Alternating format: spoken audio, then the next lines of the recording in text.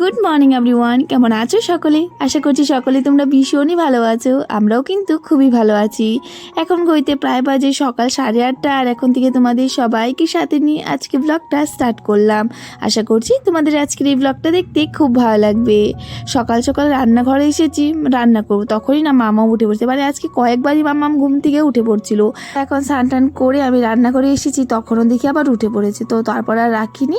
এখানে আর কারো কাছেই থাকবে না, মানে না ওর দাদুর কাছে যাবে, না ঠাম্মির কাছে, কারো কাছেই যাবে না, আমার কাছেই থাকবে। তো সেইখানে যে রান্না করে ওকে নিয়ে এসেছি, এখানে বসিয়ে আমি রান্না সারছিলাম। আর আজকে সকালে বানিয়েছি রুটি আর বেগুন ভাজি করেছি। আর এদিকে মামামও রুটি বেগুন ভাজি খেতে ভালোবাসে, আর ওর মুখে একদমই কিছু টেস্ট নেই।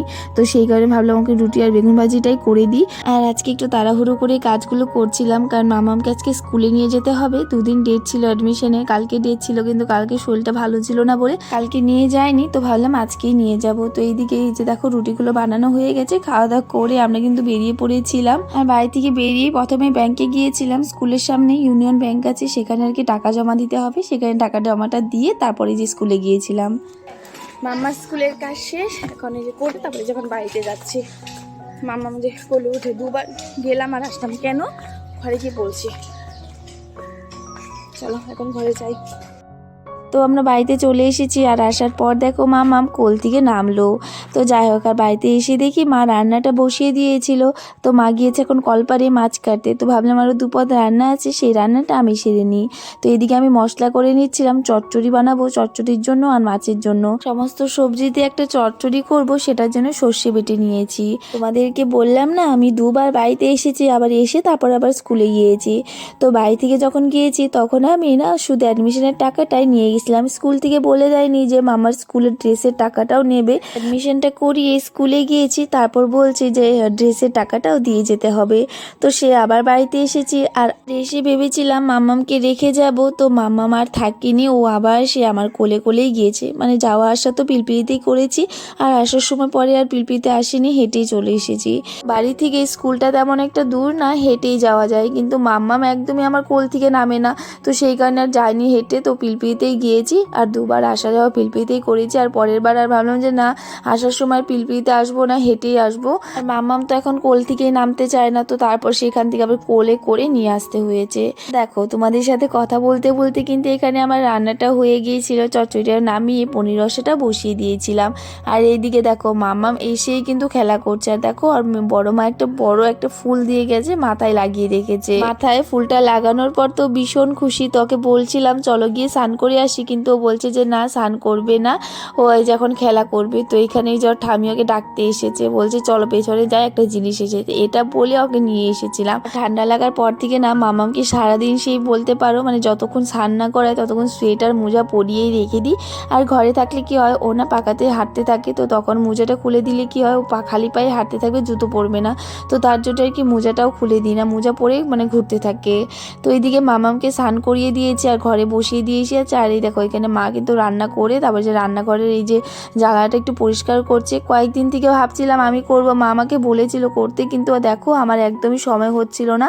তো মা আজকে বললো যে মাই আজকে করব। তো ওই যে মা ওইদিকে আর কি এইসব কাজ করছিল, মানে আজকে রান্নাটা একটু তাড়াতাড়ি হয়ে গেছিলো। তো এইদিকে মামামকে স্নান করিয়ে যে কাপড়গুলো বেরিয়েছিল, সেই কাপড়গুলো আমি ধুয়ে দিলাম। রৌদ্র আছে যেহেতু ভাবলাম ধুয়েই দিই। আর পেছনটাতেও আর কি অনেকটাই রৌদ্র পড়ে, সকালে ধুয়ে দিলে সমস্ত কাপড়ই শুকিয়ে যায়।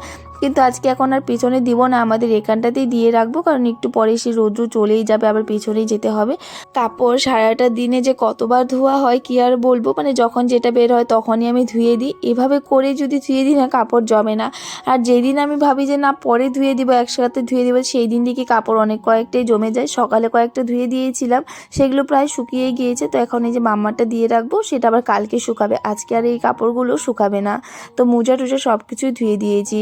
আর সোয়েটার পরেছিল সেটাও দেখি অনেকটাই নোংরা হয়ে গেছে, সেটাও ভালো করে ধুয়ে দিয়েছি। তো কাপড়গুলো ভালো করে মেলে দিয়ে আমি এই যে কাপড়গুলো আর কি শুকিয়ে গিয়েছিল, সেই কাপড়গুলো আবার উঠিয়ে নিয়ে এসেছি। উঠিয়ে এই যে আলনাতে এখন ভাঁজ করে রাখছি। কাপড়গুলো আর রেখে দেবো না। আর কালকেও আমি কাপড় রেখে দিয়েছিলাম কয়টা, তো তারপরের দিন মানে আজকে সকালে সেই কাপড়গুলো ভাঁজ করেছি। তো ভাবলাম যে না আজকে আর রেখে দেবো না, রাখলেই না সেই পরের দিন আর ভাঁজ করতে হয়। একবার যদি কাপড় রেখে দিই, সেই কাপড় আর ভাঁজ করতে ইচ্ছে করে না। আমার কখনো মামাম দুষ্টুমি করে বা কখনো একটু শুয়ে থাকে, তখন আর কি আলসি লাগে, তো তখন আর করতে ইচ্ছে করে না। তো ভাবলাম যে এখনই করে নিই, কাপড় যে কয়েকটা একটা আছে, সেগুলো ভাঁজ করে রেখে দেবো। তো এইদিকে এই যে মামাম ড্রেসটা পরে গেছিলো সেইটাও একটু রোদ্রুতে দিয়ে রেখেছিলাম, সেটাও ভালো করে ভাঁজ করে রেখে দেবো। আর এইদিকে বরেরও একটা প্যান্ট ছিল যেটা কালকে ধুয়ে দিয়েছিলাম, আজকে সে শুকিয়েছে। কালকে পেছনটাতে দিয়ে এসেছিলাম বলে বেশ ভালোখানি শুকিয়ে গিয়েছিল, আজকে হালকা একটু রোদ্র পড়েছে না, বেশ ভালো শুকিয়ে গেছে। ঠান্ডার দিনের কাপড় একটাও শুকাতে চায় না কিন্তু এখন। আর এদিকে দেখো মামামকে তারপর খাইয়ে দাইয়ে ওকে কিন্তু ঘুম পাড়িয়ে দিয়েছি। তো মাম্মামকে খাইয়ে ওকে ঘুম পাড়ানোর পরই কিন্তু বরমশাই চলে এসেছিলো। আজকে একটু তাড়াতাড়ি চলে এসেছিলো, নয়তো 3:30-র মতো বেজে যায়। তো এসে খেয়ে দিয়ে আবার চলে গেছে চটজলদি করে। তো আমি আর শুয়ে থাকিনি, তো ভাবলাম যে ঘরটা ঝাড় দিয়ে নিই। আর এদিকে ঘর ঝাড় দিতে এসেছি, তখন এদিকে মামার অনেক কয়েকটা খেলনা বাইরে রয়েছে। তো ভাবলাম এই যে ঢুকিয়ে রেখে দিই, কতবার যে খেলে আর কতবার যে এইসব বের করে রাখে কি আর বলবো। আর ভাতটা খেয়ে বিছানায় একটু বসলেই না মনে হয় একটু শুয়ে থাকি, তখন যদি একটু শুই তারপর আর ইচ্ছেই করে না একদমই উঠতে। তো সেই কারণে ভাবলাম যে না, আগে ঘরগুলো ঝাড় দিয়ে তারপরে গিয়ে শোবো, তাহলে আর কোনো টেনশনও থাকবে না। আর মাম্মামও একটু পরেই উঠে পড়বে।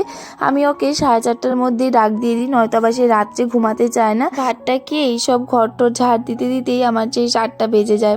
আধা ঘন্টার মতো শুয়ে তারপরে আমি ওকে ডাক দিয়ে দিই। তো এদিকে দেখো এখন আমার কিন্তু ঘরগুলো ঝাড় দেওয়া হয়ে গেছে, এখন গিয়ে শুয়ে থাকবো। আর মাম্মার শরীরটা কয়েকদিন থেকে ভালো না বলে বরমশাই একটু রাত্রে তাড়াতাড়ি আসার চেষ্টা করছে, যাতে মাম্মার সাথে একটু খেলা করতে পারে। তো চলো আজকে ব্লগটাও আমি এখানে এন্ড করলাম। আজকে ব্লগটা কেমন লেগেছে কমেন্ট করে বলো। আজকের জন্য টাটা, রাধে রাধে, বাই।